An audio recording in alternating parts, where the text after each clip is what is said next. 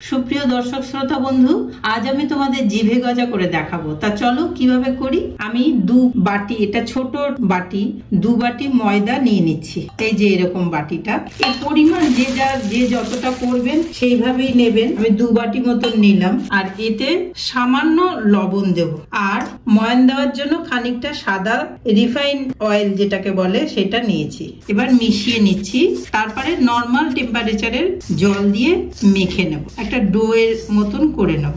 খুব অল্প অল্প করে জল দিতে হবে, একদম নরম পাতলা করে মাখলে চলবে না, একটু শক্ত করে বেললে ভালো হয়। ফিরে এলাম বন্ধুরা 10-15 মিনিট পর।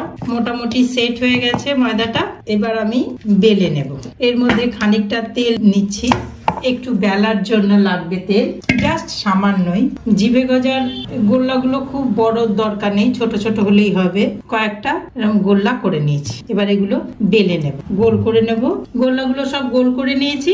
এবার সামান্য তেল দিয়ে এগুলো বেলে নেব। যেহেতু জিভে গজা, জিভের মতন করেই বেলতে হবে। এইভাবে এই যে থিকনেসটা দেখুন কিরকম, খুব পাতলাও না আবার খুব মোটাও না। এইভাবে আমি সবগুলো বেলে নেব। কড়াইতে তেল বসিয়ে দিয়েছি, আর তেলটা ভালোই গরম হয়ে গেছে, কিন্তু এবার ফ্লেমটা একদমই লো করে দিতে হবে। তেলটা কিন্তু গরম হয়ে গেছে। আর এইদিকে আমি জিভে গজাগুলো সব বেলে নিয়েছি। এবার একটা একটা করে ভেজে নেব।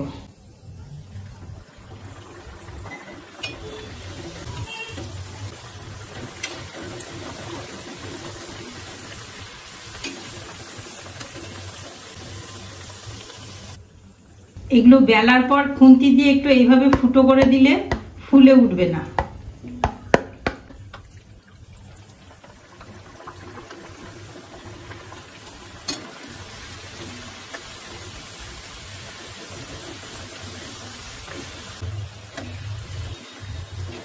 গ্যাসের ফ্লেমটা একটু বাড়িয়ে দিচ্ছি।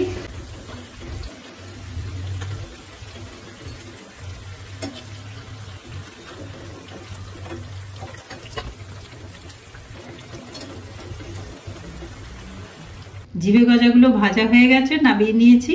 এবার চিনি শিরাতে এগুলো দিয়ে নাড়িয়ে নেব। কড়াই চাপিয়ে দিয়েছি গ্যাসে, আর এতে যেই বাটিটার মাপ অনুসারে ময়দা নিয়েছি সেই বাটিটারই 1 বাটি চিনি নিচ্ছি, আর এই বাটিরই হাফ বাটি জল দেব।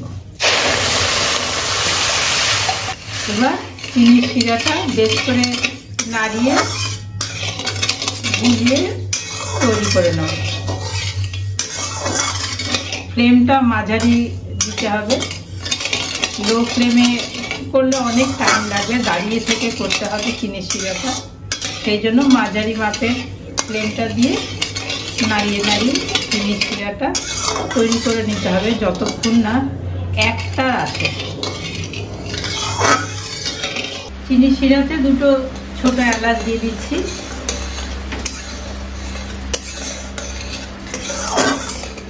চিনি শিরাটা হয়ে গেছে, এই যে ঘন হয়ে এসছে।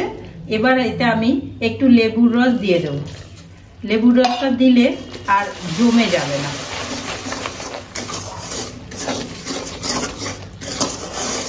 লেবুর রসের বদলে ভিনিগারও দিতে পারেন। এবার এটা আমি এক পাশে রেখে দেব।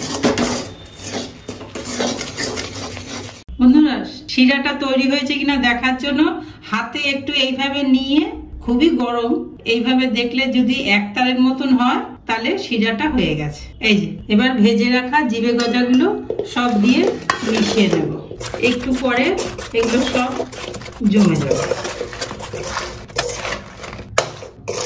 বন্ধুরা, জিভে গজা এইভাবে তৈরি করে খেয়ে দেখবেন, ভালো লাগবে সত্যি।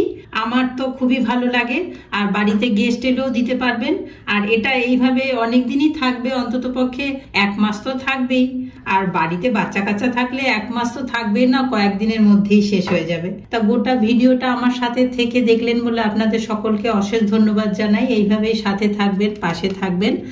আর নতুন বন্ধু যারা সাবস্ক্রাইব করেননি, সাবস্ক্রাইব করে পাশে থাকবেন, আর কমেন্ট দিয়ে জানাবেন কিরকম লাগলো। আর দেখা হচ্ছে পরের ভিডিওতে। আজকের মতন আসি তাহলে, বাই।